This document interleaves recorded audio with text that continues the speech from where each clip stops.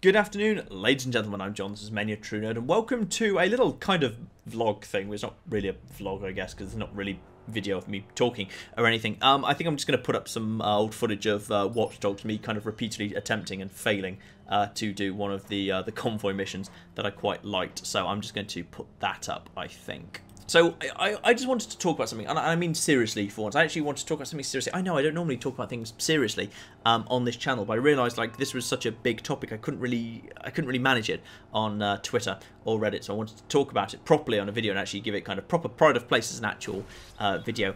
So I'm going to talk about funding and how the internet is paid for and where money comes and different models by which content can be funded. And there's not going to be many jokes, so if you want a funny version of this, I think I did want to actually make a kind of a joke video about monetization on YouTube. Click on the little card thing that pops up right now if you'd rather be taken to the amusing version of this video. This is actually a serious video, and I think kind of some people who follow us on Twitter, because I'm just, you know, I occasionally just kind of I just occasionally just chat on Twitter. When the hashtag Tidal for all thing happened a few weeks back, I got quite angry about that, and tweeted a lot of kind of spewed out an awful lot of anger, and I kind of wanted to sit down and have a think about what it was that made me so angry about Tidal. And having to think about it, I think I figured it out. And it wasn't just like, which I was originally, I think a lot of people were complaining about. They were just saying, oh, it's about greed and it's very egocentric and it had a really bafflingly terrible, poorly judged introduction video. Though all of those things are true. The bit that really bugs me about Tidal is the way that it treats content. That it hides content inside a gated community in a walled garden. And I hate that. People kind of defending it, saying, oh, it's a competitor to Spotify. It's good that there's competition for Spotify because Spotify doesn't pay artists that much, so it's good that there's competition. And it's not competition. It's hostage taking. It's monopoly behaviour. Kind of, there's two things that Tidal says it's about. It says it's about higher music quality, which is for the vast majority of people nonsense, because I read somewhere that if you have basically anything less than a £300 set of headphones, you basically won't be able to hear any difference between Spotify and Tidal. So the other thing is it's about exclusives, and they've said, the people who have kind of signed up to Tidal have said there's going to be exclusive tracks and content. They haven't really specified exactly what it's going to be, but it's going to be exclusives, and you can only get it through Tidal. And that's awful. That's monopoly behaviour. It's consumer unfriendly, because basically you're saying if you want to access all the content from celebrities that you may be a fan of, you can only do it if you pay this £20 a month to Tidal. And that's awful. That's an awful situation for consumers. Because what happens if it proliferates? I mean, we know like some celebrities have said, like Taylor Swift has said she's not going to be on Spotify anymore. So what happens if there's, you know, there's a third platform that pops up that's another £10 a month, and if you want Taylor Swift, you can only go to that platform because she's there and she's only there. Well then, if you happen to be a fan of, say, Jay-Z, who's now, I think pretty much now is going to have exclusive stuff on Tidal, and Taylor Swift, who might be exclusive on somewhere else, all of a sudden, if you happen to like multiple artists and want to experience all of their content, you've got to have multiple subscription services. Incredibly consumer unfriendly. It's monopoly behaviour, it's stupid, and it's counterproductive, because it's just going to lead to a massive surge in piracy. The moment this exclusive content comes up, it's going to be pirated immediately. So it's very counterproductive.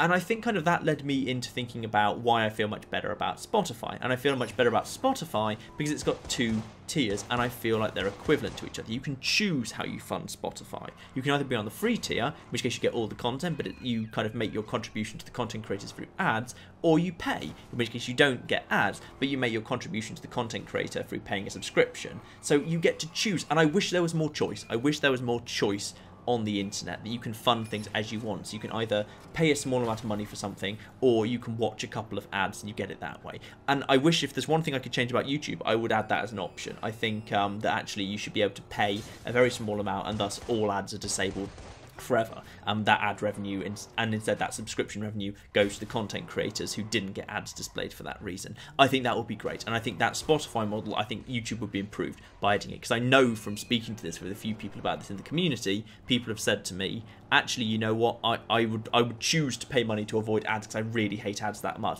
And that's fine. That's a valid choice, and I like that Spotify lets people make that choice. And that kind of leads me into content creation and how it's funded in general. Because there's going to be, ultimately, there's going to be three ways. If you want content creators to actually, you know, be spending part or full-time hours producing stuff, they're going to need to be paid sooner or later.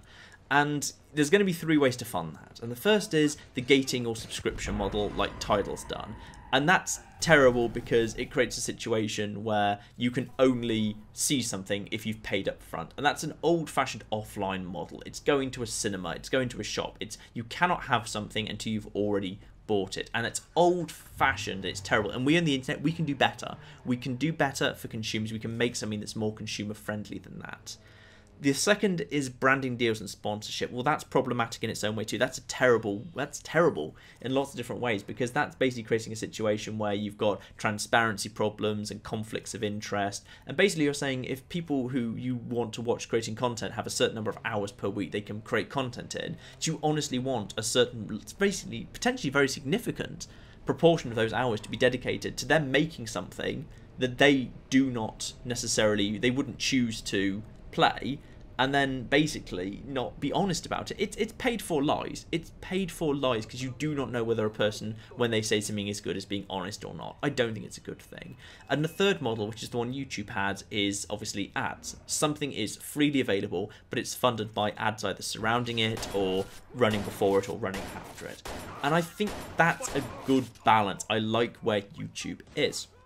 And where this conversation took me next was into the question of Vessel, because people said to me, well, there's Vessel, what do you think about Vessel? And while I kind of get Vessel, I really hate that there are effectively 2 classes in Vessel. Vessel is not a true equivalent to Spotify, because you're not choosing how you engage with something.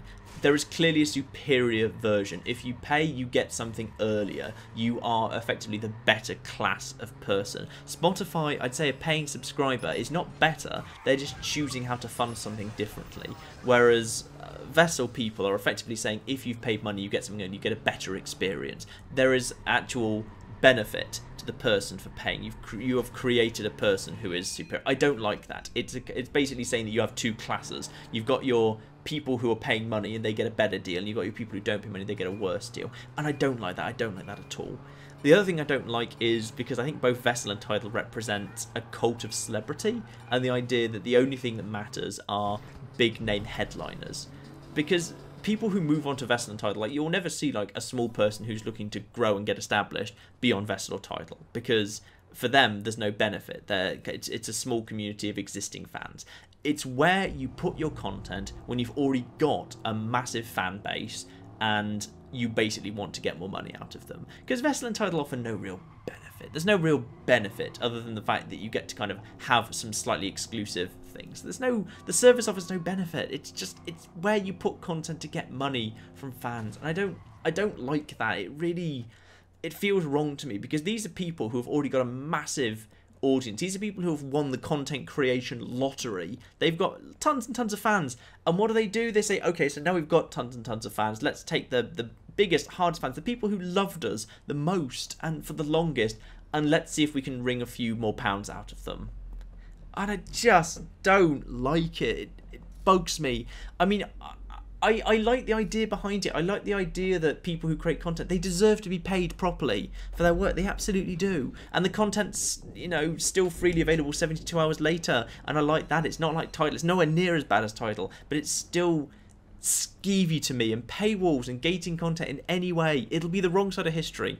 When we look back in the future, if the internet goes right, I really hope that they will be the thing of the past, and people who try to gate their content, it'll be seen as it was the wrong thing to do, and history will prove them wrong.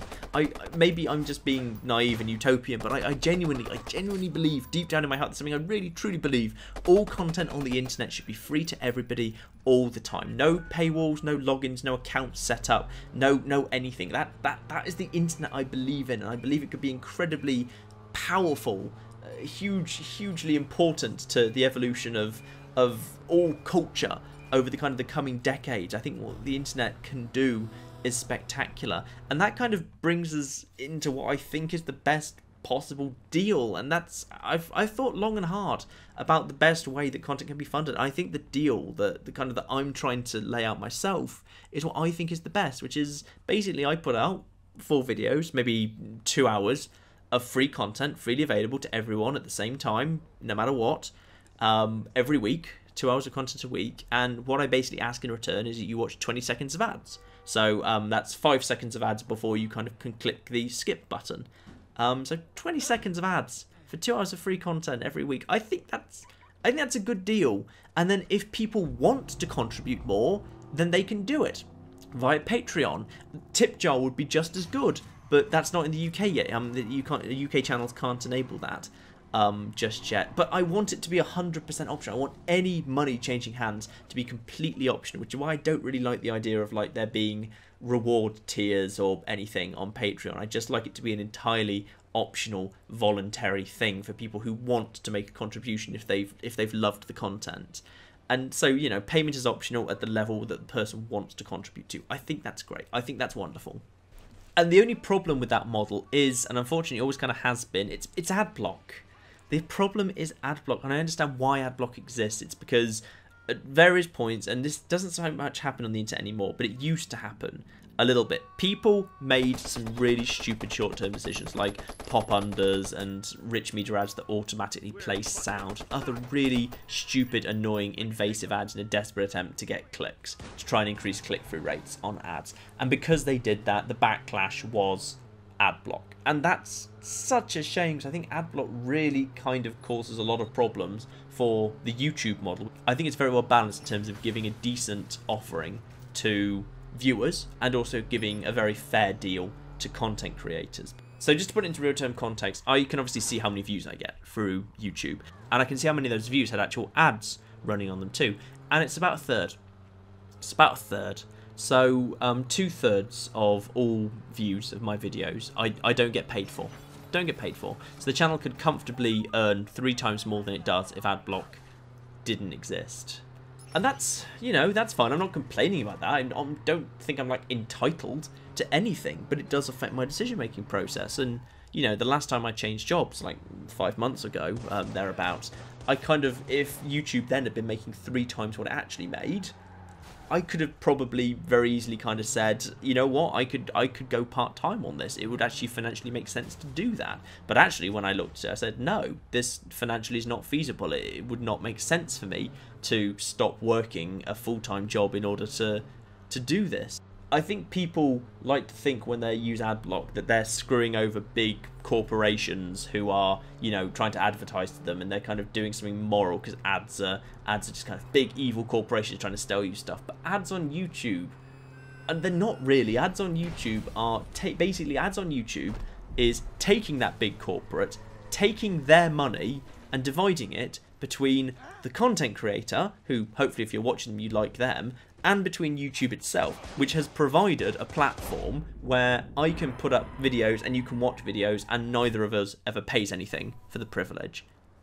That's a good deal. That's a good deal. And that's kind of where this becomes a public service announcement, which is, come on, please, whitelist YouTube on adblock. Not just for me, for any YouTuber you love, because that's basically how we get paid.